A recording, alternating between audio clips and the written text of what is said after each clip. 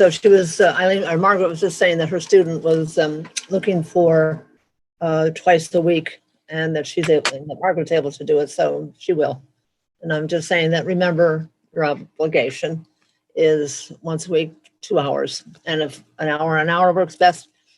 And of course, especially with a lower level student, you'll have to do it twice a week, an hour and an hour, because that's all that either of you will be able to do. It can really be that intense. But I don't think anybody has a student quite like that. So No. for the time being, it's a whole different thing. So Margaret, you want to tell us about your students a bit? Now, who do you have? Sure. So we met, we introduced each other. We showed some family photos, and she confirmed that she had no problem with reading and writing. She needs help with conversation. So we talked. And then I sort of felt like it was good to just check with her and see what language they spoke at home. And she said, although her husband and children speak better English than she does, at home they speak Tamil, Tamil. Yeah, Tamil. I don't know. Yeah. Okay, well, that's what they speak at home. Okay. So with a goal of encouraging her family to speak more English at home, I recommended that she, go through her kitchen and put Tamil words on English products. I also recommended that she watch English TV shows. Good. And I said, I thought that by doing those two things, that might gently let her family know how serious she was about improving her English. When I learned that she does not have a library card, but has no trouble reading and writing, and that she uses her son's library card, and we were at the library, so I helped her, go up to the counter. She got her library card. We then went to the reference desk, and she let the reference librarian know what she was looking for. The reference librarian recommended 2 books. And so we're going to meet this week on Wednesday and Friday. So when we meet on Wednesday, I'll check with her and see, were the books too hard, too easy, just right? And we'll carry on from there. What kind of books were they? They were, the reference librarian showed her the section. I didn't note the titles, but they looked like they were easier reading than I would read. Mm-hmm. But I think that was good, because you could always go up, but it must be hard for them if you have to go down. Well, you don't want to go so high that they're frustrated. Exactly. We always say, come in low, know, Yeah, and then they can show you their stuff, and Yeah. then you can proceed from there. So I thought that was a smart move on the reference librarian's part. Her daughter is a rising senior in high school.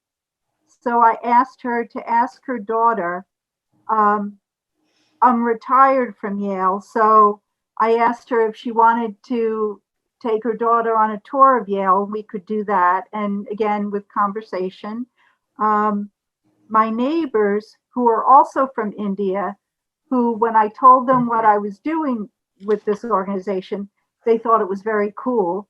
We've lived next door to them for over 20 years.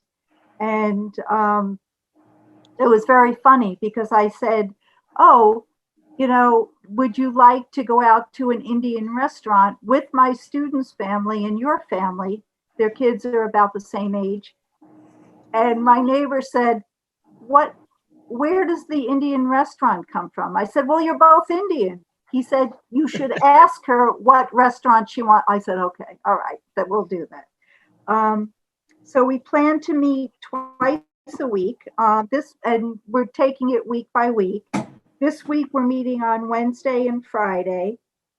She will be camping the first week in August, and I'm going to be away the last week in September. She seems to be very shy, and I thought she spoke well, but she probably could use some practice. So Yeah, of our course. conversation is good. My question for you and the group is, how do I track her progress? Well, you recall, anybody have thoughts?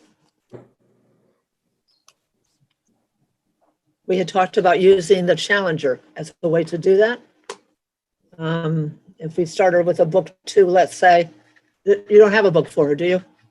Oh, well, she's got the 2 books from the library, so I can certainly track whether she moves up from there. Well, are they challenger? So we talked about the challenger series and that they go from 1 to 8, I think. Oh, okay. And they're very much graded in capability. Even a Okay. beginner will have some trouble with book 1, but the higher level, higher numbered books are for much more advanced students. So let's just say we started with a 2 because she's, and that might even be a little on the low side, but again, let her show you her stuff. And to be sure that she truly comprehends the reading, this will be a fine point, as I said. Okay. People miss some of what's there. And there's Okay. always a reading comprehension piece. So if you do that once a week, not once a week, but once a month at least, and more if you kind of enjoy it, she enjoys it, and you proceed through the book, this is how you're going to tell that you go to book 3. I mean, they get increasingly difficult. Okay. So, you'll know that she's getting better with her comprehension. Can we get those books out at the library or no? Are you at Stratford Library? No, I'm in Milford. Okay. But in any event, yes. Why don't you stop by and I'm going to say it too. And just because the stories in there are nice. The book 2 that you can give her, maybe you want to wait a bit before you tell her to write in it. It will become their book. And then you take one out from our library that you have to return. Take a look at her book and, maybe start her at 1 or maybe start her at 3 or 4, chapter 3 or 4. Okay. See how she does. If it seems like it's really easy, maybe you're going to jump another 3 or 4 Sure. chapters. Sure. And if that doesn't seem like a challenge, then, get toward the end. And if she's going right through that, then take that back and we'll give you a 3 to give to her and you can proceed with that. And likewise, you'll get your book back here. But that's what we finally had to do because it is very difficult to tell when your students, especially when they're at a higher level, when they're beginners and they didn't know anything, you can see it. But when you start doing it, especially advanced, and even high intermediate, it can be hard to see. Okay. Yeah. Thank you. You're welcome. Does that help the other folks here? Yes. Yeah, that's the beauty of using this book system. So good, you seem to be on the right path, Margaret. You found a nice corner to get into at the library for meeting? We did. I think we were a little loud because they came over and told us to. Pipe it down. Yeah, because the rooms aren't, it's not like a door you close, they're just partitions. Yes, that's about how it is. But it is what it is. Yeah, so just be aware. I remember we got the shush once as well. You kind of can't help yourself. So this is good. And Eileen, let's see, you had started to tell us a little bit. What more have you got to share? Okay. Well, in working with Rosaline, we found she was able to use say some of the words, and read some words.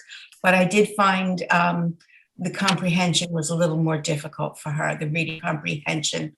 So she will start either in a book 1 or 2. I think that would be best for her.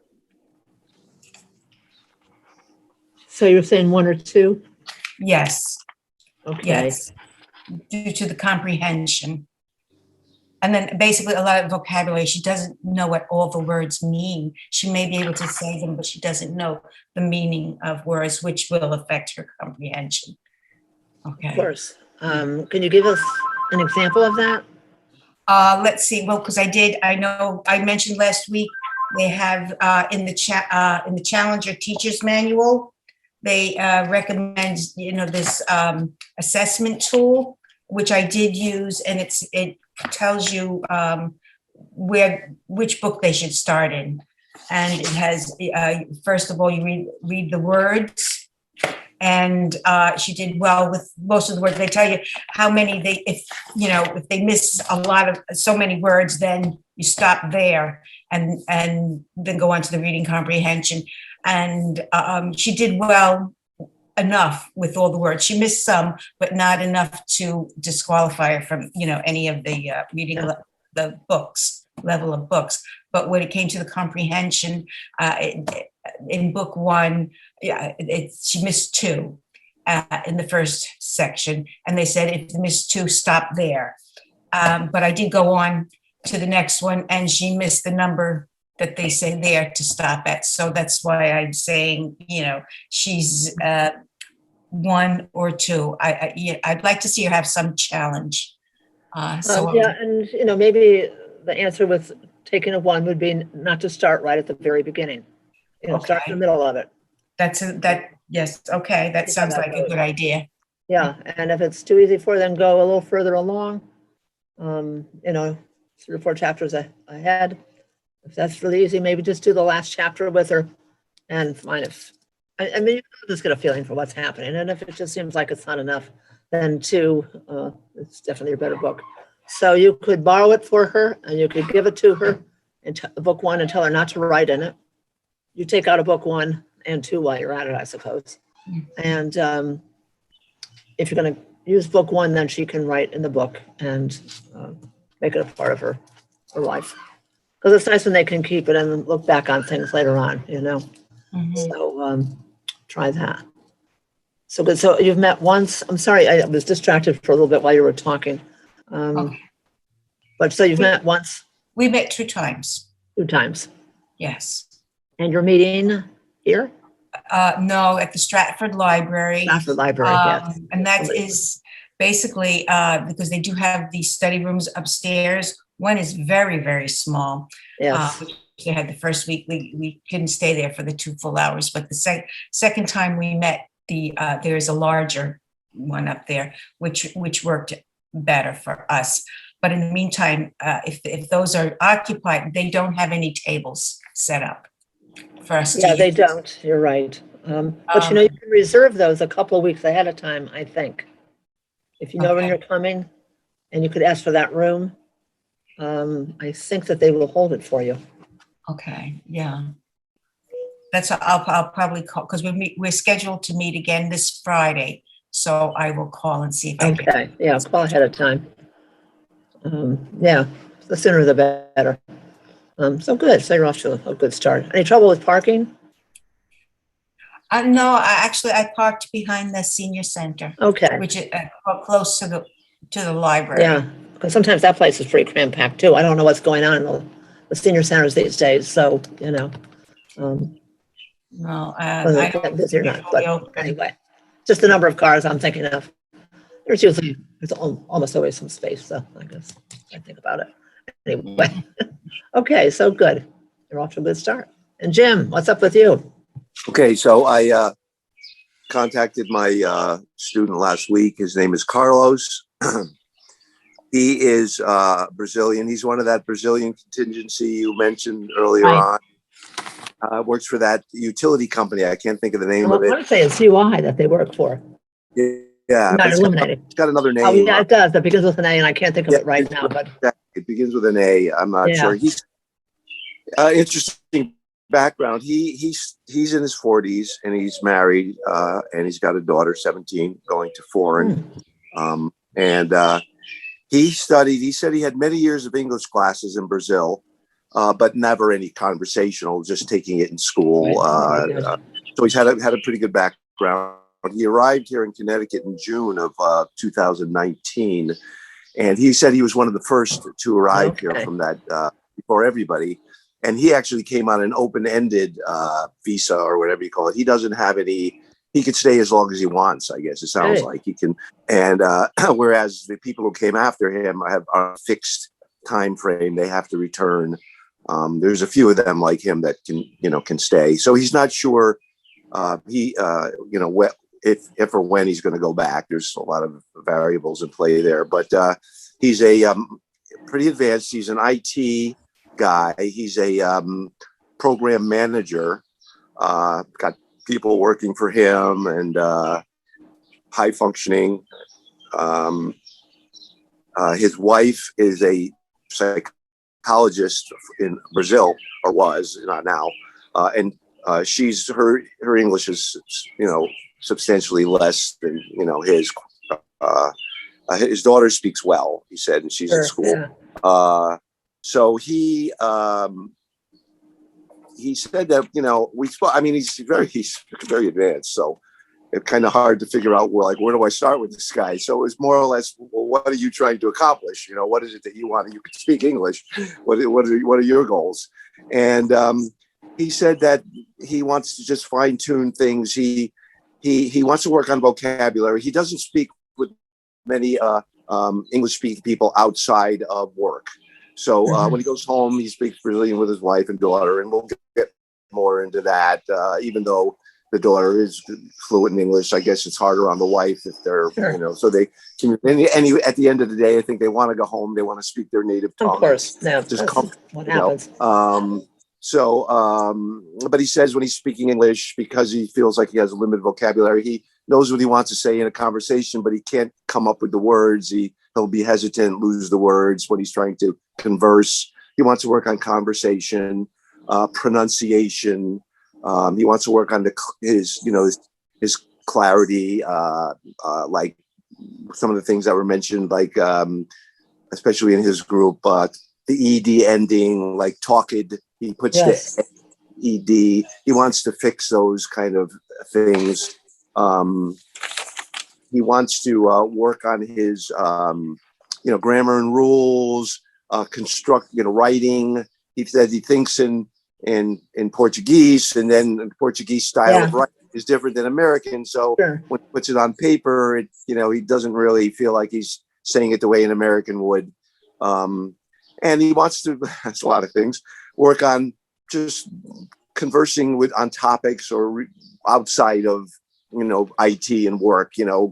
We talked about maybe current events and reading books together and discussion. And, he's going to send me some samples of his writing, both at work and at home, just like write a paragraph about why you came to the US or whatever. And then we'll look at that and, talk about, sentence construction and that kind of stuff. We did, just to keep it, like you had said, difficult at somebody at his level to figure out, how you progress. Where do you begin? Right. So we decided that he would go in there and look at the Challenger books himself, because I don't want to just pick something out. We can help you with this, but he may be more of a challenge because, it would be hard to know just how far along he is. He can look at the books and decide this is too easy or this is too hard. And with the understanding that may not be the right place to start, but pick out where he thinks he is at whatever level. And then I'll get that book, and then we'll kind of work from there, either forward or backward. And that'll give us a way of measuring our progress. Yeah, that's a good idea. I don't think we've done that before, but this is good. Especially somebody at his level, because it really is hard for me to gauge, what he needs. He's a busy guy. I mean, he's got a lot of, I offered to meet in person, but he said it would actually be better for him, at least initially, to meet Zoom meeting. He works all day and got his family at home. So we're going to do an evening. And I actually offered him a couple of times a week. He said, let's start with once if possible. And I said, fine, it's, whatever works for you. So we're going to meet once a week on Tuesday evenings by Zoom initially, but then with the plan on getting together and physically meeting somewhere at some point. Yes. Maybe going to a museum or doing something cultural and getting an opportunity again to and he doesn't really have it. He does his only friends are within that I'm sure Brazilian that's true. community. Yeah. And he doesn't really have any Americans that he's, or English speaking people, I should say, that he really associates with outside of the office Yeah. and in the context of his work. So that's good. I mean, you're really the answer to many of his problems and Yeah. different So, aspects. I said we can, I'm open to talking about, reading about, talking about, world history or, cultural things or just, whatever, the newspaper, books, current events, just discussion. I think he wants to just have somebody that he can, Yeah. but I'm not sure about the vocabulary, how to help. Maybe that's in the Challenger series. I don't know. There is vocabulary in there. Yes. Yeah. How to, I'm thinking at work, that I don't know if he just works with other Brazilian people, but there must be Americans. No, he there. doesn't. Works with, yes, he does, but it's Right. right. But And- it's all discussion is all in Yeah, the it's all work. around. Yeah, the same old stuff. IT, computer stuff. Sometimes one of the problems these folks have is trying to sit and have lunch with people and doing chit chat. You know how we sit and BS at lunch and what you do and where'd you go and what you see. And you might try all the watches on them. Who'd you see? Where'd you go? See if that's a problem for him or whether he's caught on to that. And talking about what they did, last over the weekend, or what are you going to do next week, or how are your kids? Knowing how to introduce those topics, knowing that that's a good way to chit chat with Americans. Or the weather. There's always the weather. Geez, I hear it's supposed to be 110 tomorrow. No kidding, I didn't hear that. We always talk about weather, and that's apparently a point of interest to people that have come to America. It's like Americans always want to talk about the weather. I've heard this said a couple of times, and maybe it's just my limited experience. But when you think about it, we're always talking about weather during the day, and of course, in the more recent times, we have become, much more sophisticated in predicting the weather more accurately. So, that might be something that would be useful to him. So they could talk about weather for starters. Yeah. What you heard, what you see, who'd you go with, where'd you go? Practice those things on him. Yeah. I haven't done that yet. No, I'm sure, but it's just be interesting to see whether he's picked up on that already, if nothing else. Idioms and things. Yeah. Yeah, that kind of stuff, and we'll talk about some of this today. So this is good. You're off to a fine start, all three of you. And Hamsatu, I see that you're in here with us. I know Tammy tried to give you a student, but there was a conflict, so she's still working on somebody for you as well. No problem. So good luck with that. No problem. Thank you very much. You're welcome. I'm sorry we couldn't get you off to a good start right away. No problem. I said your name right? Yes, Hamsatu? yes. I did. See, I looked at it very carefully this time, so I want to say it right. No problem. Okay, so Thank you. good. So this will be exciting. I'm, be interested to see how you make out. One of the things we want to do is to try to set a date. Well, you know what? Why no, I think I'll put this into something later on. Usually we try to meet 5 or 6 weeks after folks get started, so that we have a chance to share our experiences, ask questions, whatever. Do people have vacations planned in July and or August? That they won't be around on a Monday? Maybe we could start, here's June, July. We could do it as soon as July 26th. If you want to wait a good month of 6 weeks. Or the 2nd of August. Has everybody got their calendar there? You said August 2nd? That's the possibility. That would work for me. That will work. Yeah. Yeah. That's Yeah, right. that's okay. That'll work for me. That August works. So 2nd. that's good for everybody? Yeah. Satu, you could join us then too? Yes. Okay, 2nd of that's good. August. Okay.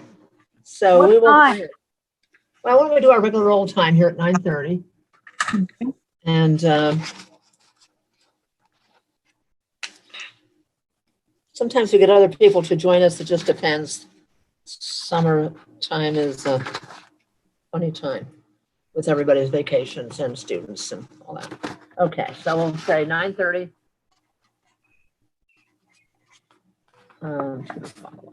We would use the same link, right, that we're using? Yes, Same. Sam will get something out to you. Oh, okay. She may be away then. Well, we'll work it out anyhow. Does she give you a weekly link, or do you just use the same one that you had? Same Use the link same every one. week. Okay, well, in that case, I don't have to worry about it. So yeah, just use the same link and we should be good with a little luck. Okay.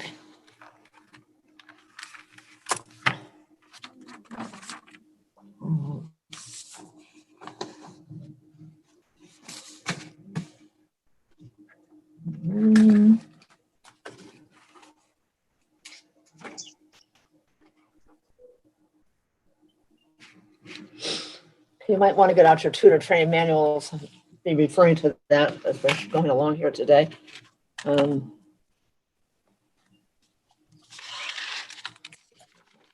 Outline, how to find that.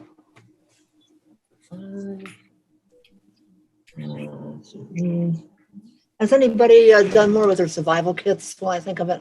Have you gotten together some stuff or not? I have some alphabet cards with pictures. Yeah. I'm collecting, brochures that come in the mail, for shopping. Yeah. Okay, so that's good. Just that you have some of these pictures and things like that that can be so useful to you. Certainly, if you have beginning students, I'd be really pushing you. But you hate to just focus your little survival kit on your students' needs when somebody could leave a month from now and you'd be given a beginning student and you'd have nothing to start with.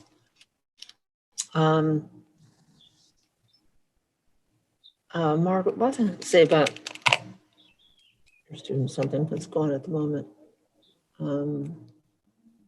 Anyway, so let's see how that goes. Do some more with it if you can or need to. And we should be able to give you a dictionary. I might have said that last time. If you want to stop by the office and get one that you can give to your student, that would be good. And my reminder about making sure they know how to use it. Somebody said, well, we come across a word, we Google it or whatever. And maybe that's become more of a way of life than I know, or that whole evolution has taken place where translation is available online. But looking at the first part of our week 5 here, there is a number of idiomatic expressions there, and these things can't be understood.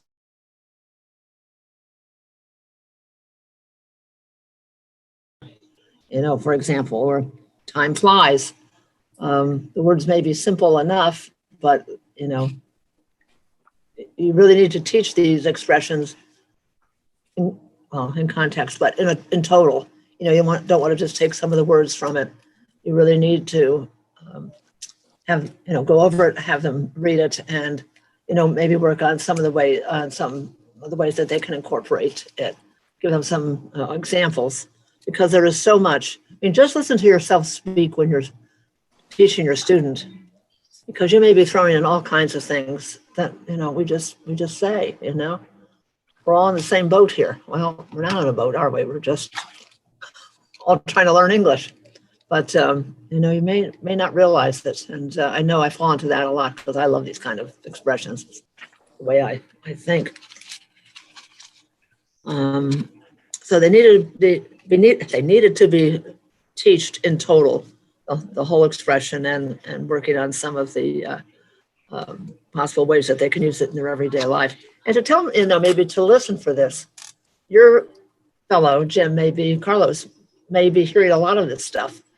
And it's like, so tell them, if you hear some of these funny expressions, write them down and, we'll bring them back and we'll talk about them. And perhaps the other 2 students too may be hearing something at the hospital. be all kinds of expressions there. So be creative in the way that you incorporate it into your teaching.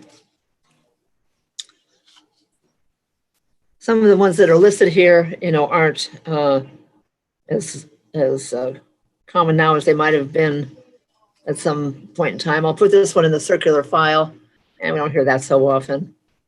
But the majority of these are truly used in daily conversation. Cut it out. Traffic was heavy. We see that all the time, and of course, that means a lot of traffic. So it really makes you stop and think. There's also some good books here on idioms. It's 101 American Idioms, has pictures that goes with it, as you can see from the front cover. Likewise, you can go online to get idioms if that has some real interest to your students. And Jim, this is something that you may find that he needs, or he knows that he needs some help with this. 101 American English idioms. You could always take this out, borrow it, and again, might be able to find something that's online.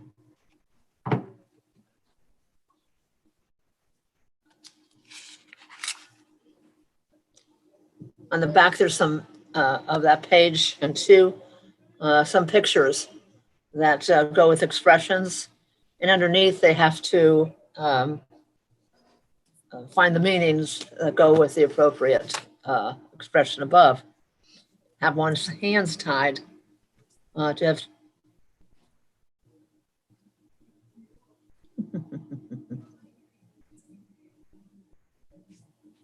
have to be unable to do something because of rules or responsibilities, grassroots. So they're kind of nice when they're illustrated, and you realize how ridiculous they are when you look at them, because it has nothing to do with anything in most cases. Lock horns over something, that you have a disagreement or you can't resolve something with somebody. And in the newspaper that we have, you can grab a copy if you come in here. It's just outside the door in the hallway. Easy English News. Easy English News is one. It comes out every month. I don't think it'll be out in July and August. I think it's a September through June kind of publication, and we get copies of it here. If you're physically meeting with your students, you might enjoy this. What's nice about it is there's words that are highlighted in the context, from various articles in the inside, and then they're highlighted in dark lettering. And then on the back, there's some definition for it. They talk about holidays. In this case, for June, we're talking about summer beginning. There's a lot of weddings. This is the wedding month. That's a cultural kind of thing that might be interesting. Independence Day is coming up. You might want to talk about that. Almost every country celebrates their Independence Day. With the 4th of July coming, that would be good to include as a session. We've already done Father's Day. Graduations are aplenty. Prom night. Hurricane season. That's something.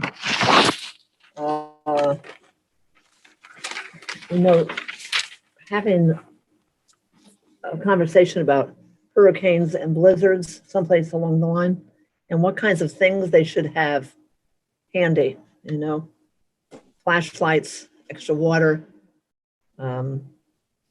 extra food, maybe some way of cooking their food on the grill, if they have a grill, and if they don't, is there any other possibility?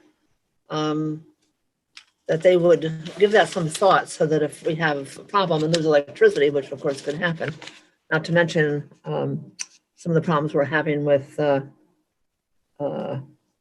systems being shut down because of folks who are what's the word here? I can't think of it. Attacking our systems, like the gas line that was down. We could lose electricity, water, who knows? But having them have some kind of an emergency pack would be something worth talking about at some point in time. There is always a crossword puzzle in here. That's fun. There's always an idiom corner in this, such as you have in your book. In this case, they're talking about to tie the knot, which for June is very meaningful because, you know, we're having so many weddings. Sweep her off her feet. No bed of roses. Those are some of the ones that they're looking at it this month, as well as the crossword puzzle. So there's lots of good stuff, lots of good information.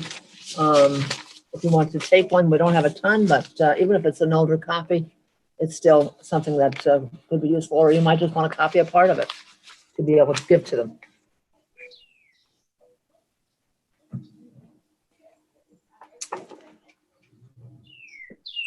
Another series that we have a lot of books in here. I don't know if you've all been in here to look at our little library.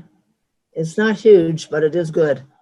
And this focus on grammar goes from, I want to say pre-beginner, definitely beginner, intermediate, and advanced. And there's a teacher's copy with this, as well as a student copy, keeping in mind the students do. You're going to want to copy something out of here to give to your students or to go over if you're with him. These are not to be written in. And not to give it to them either, because they just have a way of disappearing inadvertently or otherwise. You know, this is something you want to have in your back pocket for helping you to do some teaching. So you should come in, you know, if you come in to get a dictionary, just make sure you go through our little library. It's right to the right. You know, it's right here in the office. And things are marked as beginning, intermediate, and advanced. So you could get some idea there of what's available and what might benefit you. There's also a more advanced newspaper, News for You, which is much more detailed. Your student, Jim, may very well be able to comprehend this. I don't know that your other two will be. It is quite advanced, smaller print. Not quite as lengthy, it's usually just 2 pages. Eddie, what's the name of that newspaper? This newspaper is News for You. News for You, okay. Yeah. And the other is Easy English News. They're both really good.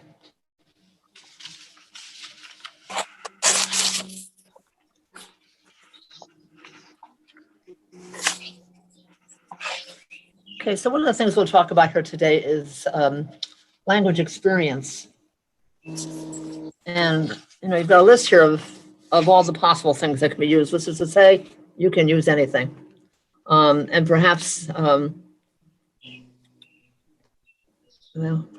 all of you could use this at almost any level. Certainly the higher and more advanced they are, the more they can develop a written piece. But there might be something like, I was thinking of the flyer that comes, you know, for Stop and Shop or Big Y. There might be something in there that, you know, your student has questions about. So, you know, you could talk about that. So you want to have a conversation with them, get as many details from them as you can, and then to try to write it down. Again, I would say, skip a line between, you know, each, you know, skip a line as they're writing so that you can edit it, they can edit it. It's more easily done that way. They might want to talk about certain words in there. Maybe they've seen a word that's spelt like it, some kind of a homonym. Did I spell this right? You know, or should it be spelled the other way? Conversation about the words themselves, and also try to get them to flesh out their topics in the sense of adding more adjectives or adverbs instead of just my cat or maybe my big fat black cat, you know. So it's more a colorful language and does something to develop their sense of better writing. You can talk about it some more. I mean, just to try to keep conversation going, which can be important, especially for some students And Jim, this may be more useful even to you than to some of the others. See if there's any kind of grammar mistakes that are in it. And then again, it gives you some insight as to how they hear the spoken word and how they write it. So it may be a chance to do a lesson on the past tense. Even as they're talking, the ED one that you mentioned, Jim, there is a whole lesson. In fact, I could leave some of these out here. I have always used this, and it's, words that end in ED, and, they have to identify which ones are sound and which ones aren't. You have ended and watched. You don't say that you don't watch it as something, you watched it. And so they have to identify the spoken ED, if you will, versus the sound at the end of the word. This little lesson could be very nice for you, Jim. And for anybody who's got somebody that's at an intermediate level. I think we usually keep a few copies here. We should leave this out because it is nice.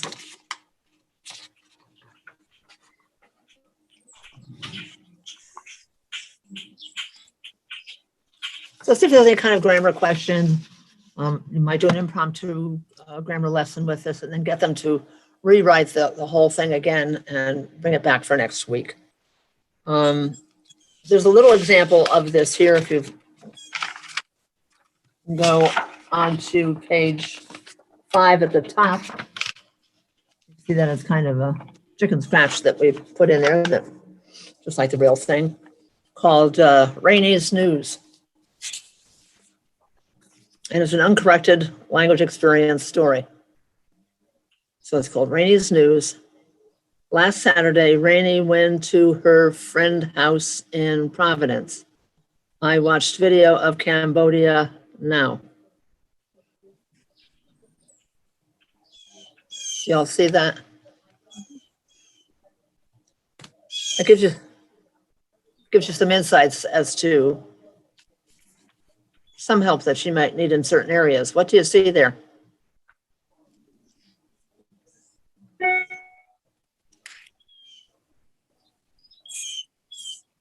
You asking for corrections or? Yeah, I'm asking, do you see, what kind of things, looking at that, what do you see that you might need some help with? Last Saturday, it was raining. Like possessive? No, the Rainey is the person. It Right? was raining. No. Do you know what I'm saying? Rainey, Yeah, like- this is. Yeah. Go ahead, Jim. I was just gonna say like possessive friends, Right, adding the, possessives. right. So need to work on that. But Rainey is the name of the young lady that's writing this article, because this is Rainey's News. Okay, you wouldn't be the first one that made that mistake. But you notice that she went to her friend's house, WENTO. And of course, I went. That's how we say it. I went to my friend's house. Of course, that's the way we kind of say it, but we should be saying went to my friend's house. But we just slur things on in English, and so that can be confusing.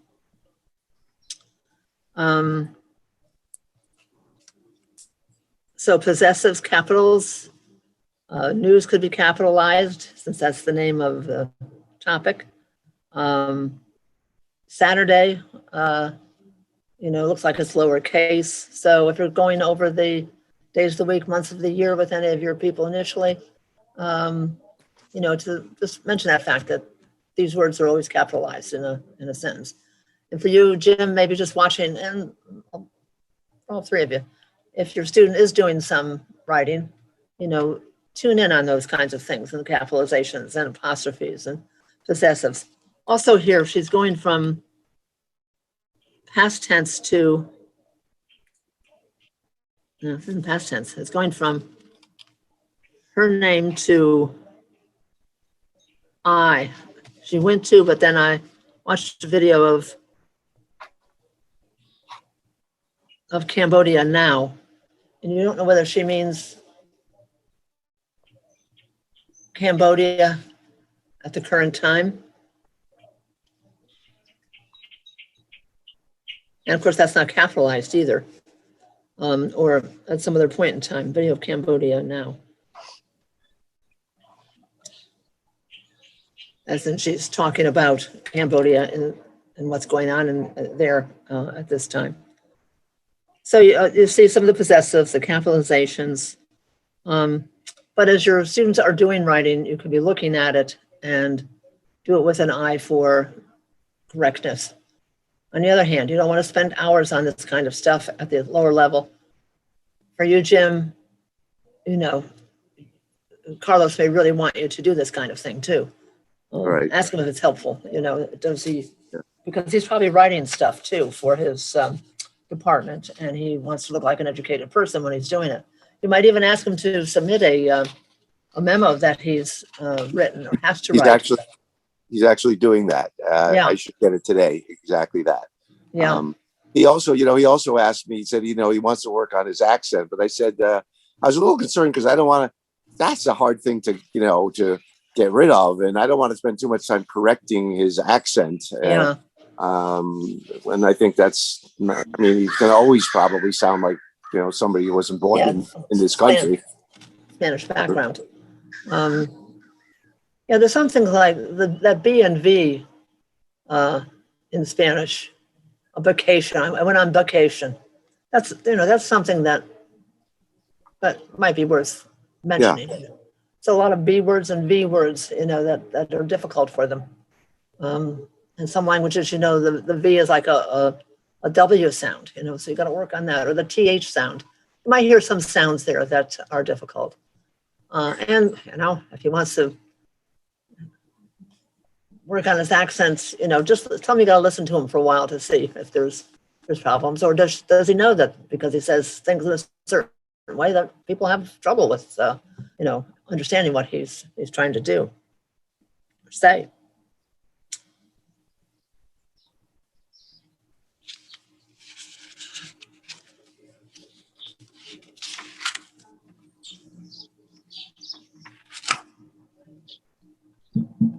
Find mine.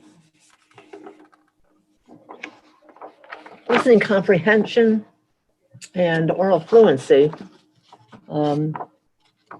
again, is something that is good, maybe not so much at a beginning level, but probably all three of your students could benefit from this. And maybe yours more than others. I don't know, Eileen, you're a student too. But this is something you might want to try as you go further along with your student. To find a topic to discuss, and it should be about something that they know nothing about. Like, in February, you wouldn't be wanting to talk about Washington or Lincoln because they probably picked up information along the way, not just because it's around the President's Day. So you try to find something that they really don't know anything about. They do not have the material in front of them. And that's really important because this is a listening comprehension teaching tool. So they really have to listen. And it should be below their reading level. And again, I always say something that is just lower, and for you, maybe a young adult kind of a piece. And, for the others of you, you might find something in another copy of the Challenger. It's your students at 4, find something that's at a 2 or 3 and, use that. 2 and 4 are kind of neat books to use because they're individual stories. There's no thread to them. Everyone is different from the previous one. So you can pull almost anything out. In fact, that's what I'm using here today, to use with them. Now, of course, if they've already had the book, you don't want to use that. But if they came in at a 4, let's say, and you're using this technique, then you might want to pull something from book 2. So it should not be challenging for them to listen to, per se. You shouldn't have to be hanging on every word. It should really be below their reading level. Not know it, not have it in front of them. So you're going to read it paragraph by paragraph. Reread it if it's necessary so they can understand or guess the meaning of something. If they have a question about a paragraph that you just read to them, maybe there's a word in there, go back and read it again. See if they can guess the context, can guess by the context, what it might mean. Read it again, have the students say it after you. Sometimes in the saying of it, it becomes more obvious what it means and what it's about. And having gone through a paragraph, depending upon how meaty a paragraph it is, you might want to do one or two of them and have the student tell you in their own words what it was about. That will give you a clue as to whether they really understood, the reading. So you want to go through this process until you finish it. So you don't want something that's pages and pages.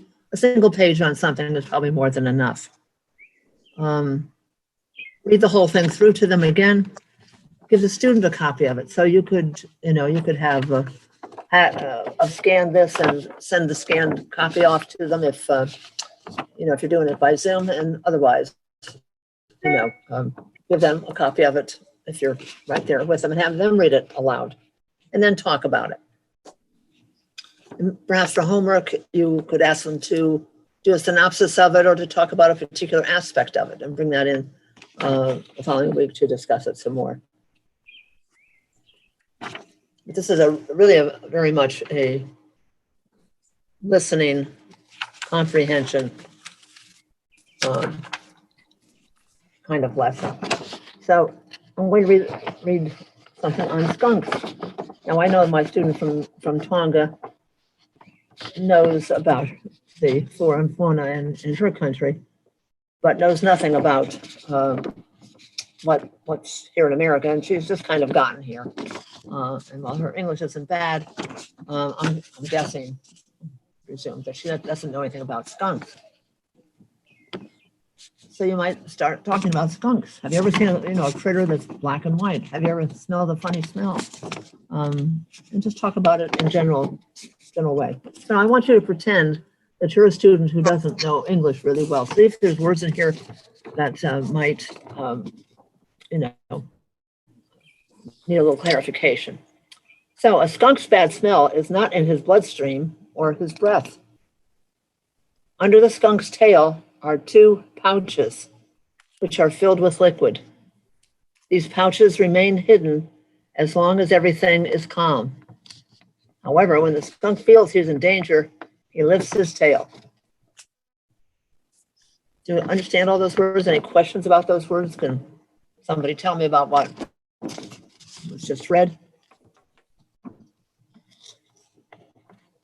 The words there that you think might not be known, like maybe bloodstream. Blood is there, and bloodstream, that might be a bit confusing, huh? Or even his breath. Or pouches. He's got 2 pouches under his tail that are filled with liquid. Liquid might not be a word they're totally familiar with. You can clarify that. Yeah, under the skunk's tail, there are 2 pouches, 2 bladders, 2 pouches that hold liquid, and it'll stay there as long as everything is calm and quiet. But if he feels threatened, he's going to start lifting his tail. A skunk will not spray the liquid in these pouches unless he feels he's being chased. If chased, the first thing a skunk will do is turn to face whatever is chasing him. Then he stamps his 4 feet and raises all of his tail but the tip.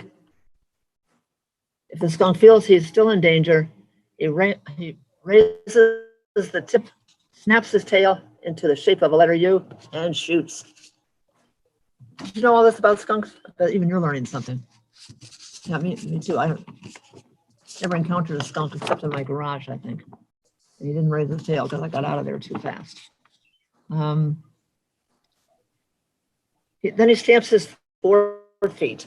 Now, the word there is F-O-R-E-F-E-E-T. not his 4, F-O-U-R feet. So that could be a point that you would either want to make, or Leslie might say, well, how does he raise 4 feet? You know, he couldn't raise 4 feet. Oh, well, his front paws, you know, his four feet, 2 front paws he raises. What else? I feel the skunk is still in danger. Snaps his tail. That concept might be a little bit unusual. See if they can give you a possible meaning to it. The skunk can fire the liquid from a range of 10 to 12 feet. It's a long way. His liquid can be smelled for more than a mile. Each pouch has enough liquid for 5 or 6 rounds. A skunk can fire his liquid sideways, straight and up, with no trouble at all. After he fires all the liquid, the skunk has to wait a few days for his pouches to refill. Isn't that interesting? Who knew? Or even that it has a range of 10 to 12 feet, so beware. Your student may have spelled something funny, and you might put that out there to ask that question. You know, that something is really stinky sometimes in the early morning or evening. What's 5 or 6 rounds? What would that be? What do you think from what is being said here? Yeah, it would be 5 or 6 times he might do that. Times in this case, that's what a round is, the number of times something is done.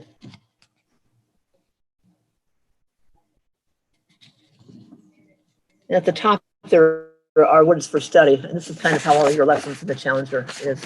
Bloodstream pouches, liquid, hidden, he's, H-E apostrophe S, spray, whatever, stamps, 4 feet, raises, trouble, sideways. Lots of good words. So that's usually how a lesson will begin. You see in the books where you would review that first with them. In this case, we're doing this for reading purposes and comprehension. Something you might want to do with one of your students. Any questions about that at all? Seem like something you could do? Use with a piece of literature to have them read through. See how much they can comprehend, then read it to them. See if there's words in it that they don't know, or that they're not familiar with, so you can go over that with them. Ask them questions about it, and you could have them say yes or no, true or false.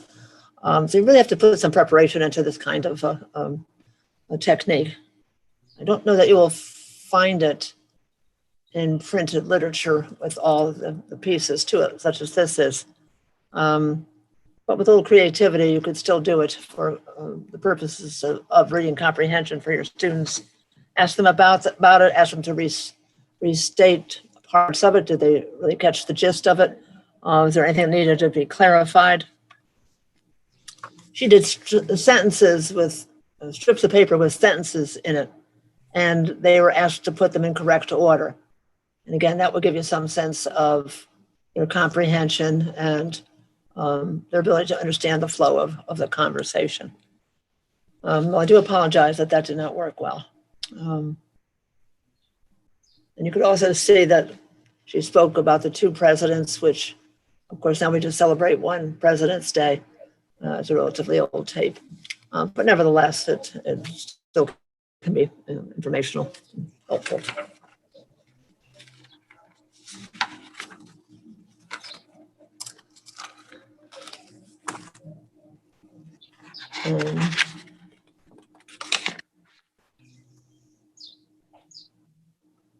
Last little page just talks about paragraph writing. Did we go over this before? Showing the Hamburg. I don't think so. No, I don't think so. Okay, page 6. Yeah, usually this gets incorporated early on. We've been doing some things here with the manual. I think I'll put it back where it was. But anyhow, it just talks about writing. And, if your students need either some help with it or, a review, to be sure that they understand that there needs to be a topic sentence. Then several sentences are written about that topic sentence. And then they need a a concluding sentence before they go on to the next piece. Kind of looking at a hamburger here, huh, with lettuce, cheese, and whatever else on there. And of course, not every topic sentence will include all of this, but certainly a topic sentence needs to be developed and then some kind of conclusion before they go on to the next paragraph. Also, that the first letter of it is capitalized, that it's indented, and that's what it takes to make a complete paragraph. Then you can have them write something, have them read it, identify the topic sentence, revise it if it doesn't seem like it's quite on target with the rest of the information, and give them some practice doing that so that they can have a little more confidence in their actual writing. And of course, the way some things are written in books these days, it's like anything goes kind of thing. It may not follow this, be done the way we were taught, but nevertheless, for their purposes of writing, they really need to know and understand how to do it correctly. So, there's a training evaluation there. And, hey, Tammy, can they fill in that evaluation online? Just an email? Okay, so you could do it and send it to us. It would be helpful. As I say, we've only done this online a few times, so we're still looking to fine tune it. Any questions about anything? You feel like you're ready to go forth and do your thing? You have confidence that you can help your students? Seems like Yes. from what you've said, that you've jumped right into this and should do well. So we'll talk again in 5 weeks or 6 weeks on the 2nd. And it's been a pleasure to have you. You're a very nice group of folks. Satu, Thank I'm you. sorry you're not here in person with us, but you always see the big H there. But Sorry. I'm still here. It's I've good. found this to be of some use to you. So Thank you, Betty. thank you very much. Good. Pardon me? Thank you. Welcome. Thank you very much. Thank you. Okay, Yeah. you're welcome. Thank Good you. luck. Yeah. You're on Mondays. You can always get a hold of me if you have any questions about anything. Okay. Thank you. Thank you, All Betty. right. Good luck. One and all. Thank you very much. Okay. Bye. Toodaloo. Bye, all. Bye.